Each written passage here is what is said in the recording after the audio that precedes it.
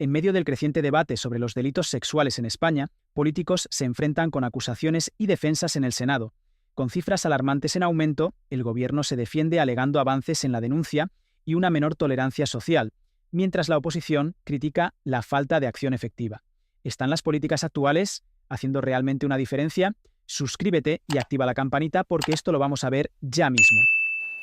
Muchas gracias, presidente. Buenas tardes, señorías, y sea bienvenido, señor ministro.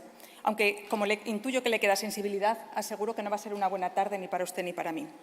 Me corresponde el triste deber de interpelarle hoy sobre un tema de máximo interés para todas las personas y familias de este país y de enorme preocupación, especialmente para las mujeres, que solemos ser las principales víctimas de los delitos contra la libertad sexual.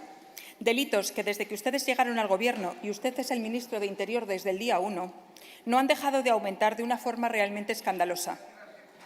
En mi interpelación escrita califiqué este ruego aumento... silencio, perdóneme, la interrumpo un segundo, senadora Mayo.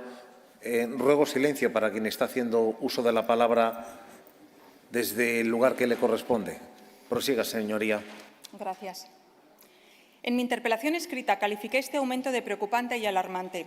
Vamos a repasar juntos los datos y comprobarán todas sus señorías que solo el respeto institucional me hizo emplear unos calificativos tan moderados, porque la realidad es verdaderamente aterradora. Delitos contra la libertad sexual en 2018 que llegan ustedes al Gobierno, 13.782. Delitos en 2023, 21.825. Un aumento de casi el 60%. ¡Qué barbaridad! Y cuando bajamos al detalle, el panorama es aún más desolador. Los delitos de agresión y abuso sexual sin penetración han pasado de casi 8.000 en el 18 a más de 12.700 en el 23, un incremento de más del 50%. Y con los más graves, peor. Los delitos de agresión y abuso sexual con penetración han aumentado de 2.744 en el 18 a casi 4.900 en el 23. Una escalada de nada menos que el 80% en tan solo 5 años. ¿Saben ustedes a este ritmo cuántos delitos con penetración habrá en 2028? Pues más de 8.700 y más de 15.500 en 2033. Aterra, ¿verdad? Pues como no se tomen medidas serias, es el camino que llevamos.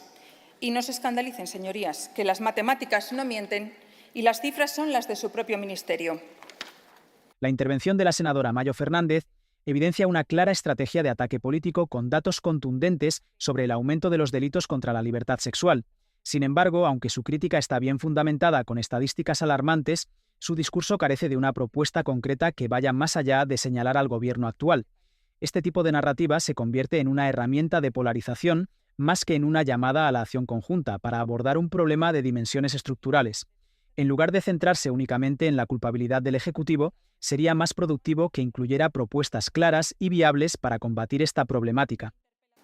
Este aumento constante de delitos contra la libertad sexual, que ataca lo más íntimo de nuestra personalidad y de nuestra libertad, que destroza la vida de sus víctimas, los delitos que más repugnancia y rechazo producen en toda la sociedad a hombres y mujeres, no han merecido del Gobierno del señor Sánchez ni un plan de choque, ni una estrategia nacional, ni nada de nada. Pues parece que no, o al menos nada que funcione. Por desgracia, tenemos los españoles un Gobierno más preocupado por toda la delincuencia que rodea a muchos de los que se sientan y se sentaron en el Consejo de Ministros, empezando por el propio presidente, que de los delitos que sufren nuestros queridos conciudadanos. Y a usted, señor Marlaska, ¿qué decirle? Con usted vamos de decepción en decepción. Ya se lo ha dicho en este mismo pleno nuestra querida Mari Mar Blanco, cargada de toda la razón y la dignidad que a usted le abandonaron ya hace tiempo. Lo último que hemos conocido es que tenía a la zorra cuidando de las gallinas, con el jefe de la UDEF con más de 20 millones de euros en efectivo emparedados en su propia casa, y mientras la droga entrando a mansalva en nuestro país en los últimos 5 años. El jefe de la UDEF a sueldo de los narcos. Corrupción hasta el tuétano, hasta la médula, en su propio ministerio, en su casa. Y usted, señor Marlaska, en la inopia. Pero ¿cómo no nos van a despreciar los ciudadanos si ven que este Gobierno no les cuida ni en lo más esencial? Si lo único que nos piden, lo más básico, es que sus hijos e hijas no estén a merced de los repugnantes violadores y pederastas y de los malditos traficantes de droga.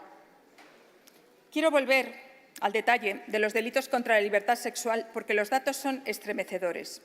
Voy con los datos oficiales del 23. El porcentaje mayoritario, más del 42% de las víctimas totales de los más de 21.800 delitos contra la libertad sexual el año pasado, eran menores. Y tengo que vencer la repugnancia que me produce darles el detalle. Más de 9.000 víctimas solo en 2023, recuerden, eran niños y niñas de menos de 13 años. Y más de 4.200 víctimas estaban en edades comprendidas entre los 14 y los 17. La senadora continúa su ataque frontal al Gobierno, intensificando la crítica con un lenguaje visceral y cargado de acusaciones, no solo sobre el aumento de los delitos sexuales, sino también sobre la corrupción dentro de las instituciones encargadas de la seguridad. Su discurso apela a las emociones del electorado, enfatizando la vulnerabilidad de las víctimas y la aparente inacción del Gobierno de Sánchez.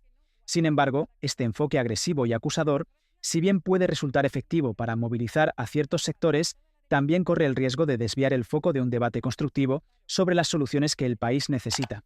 Dale like, que continuamos.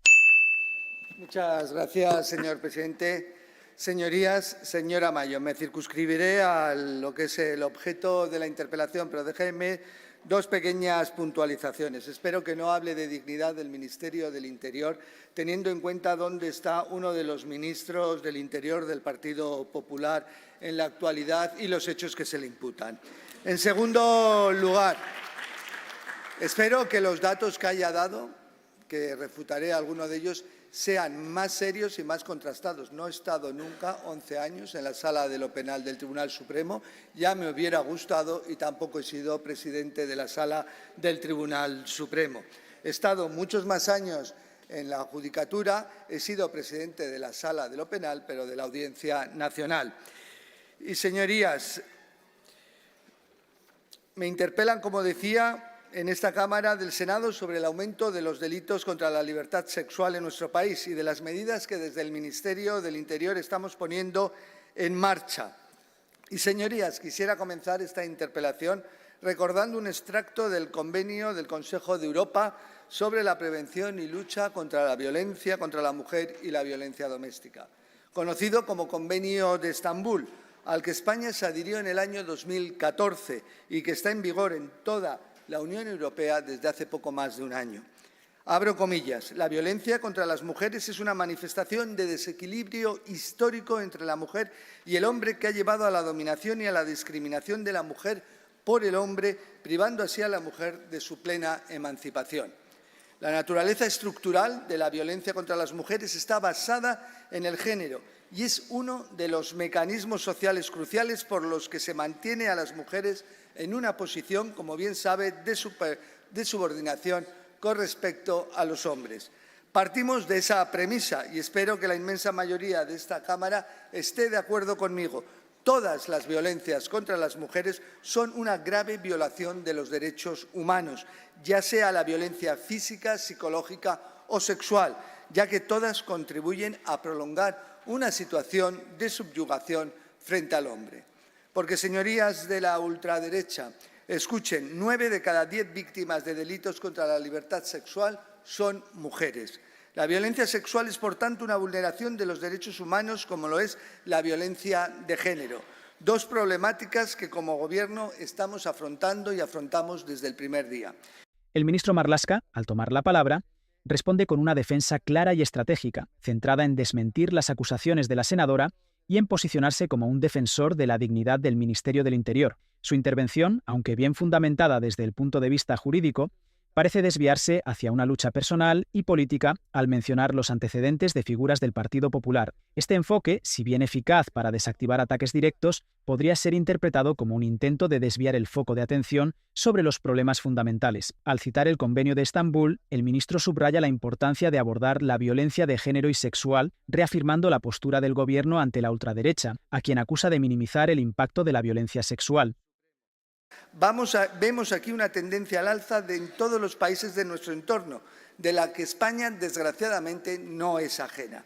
algo que está ligado evidentemente al posible incremento objetivo de este tipo de delitos, no lo negamos, pero también a lo que usted no ha referido, una menor tolerancia social frente a los mismos. Esto impulsa a las víctimas, a sus familias o allegados a denunciarlos ante las fuerzas de seguridad, porque evidentemente se entienden respaldadas más que antes. Y sí, señorías, los últimos datos de criminalidad a los que usted no ha hecho referencia del Ministerio del Interior indica que con respecto al año pasado los delitos contra la libertad sexual han aumentado en un 4,8%. Pero también es cierto que si lo comparamos con el mismo periodo del año pasado, este indicador ha bajado 8,5 puntos y si nos fijamos en 2022, el descenso ha sido de casi 15 puntos.